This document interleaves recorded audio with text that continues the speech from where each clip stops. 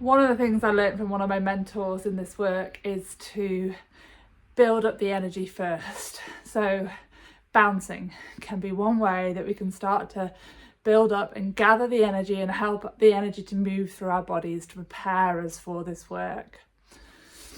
And you can do this stood up. I'm doing this kneeling down at the moment.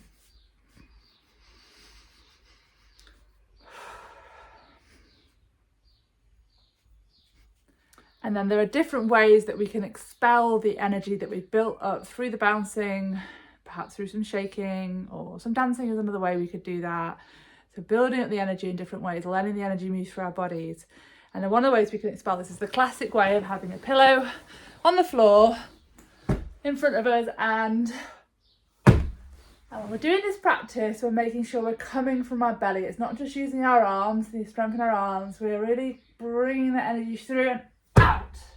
And you might make sounds as you do it, like ha, ha, ha, ha, ha. And as always, make this your own. Listen to your body, listen to where you're at in your system, in your body right now, and titrate, and step by step you can build.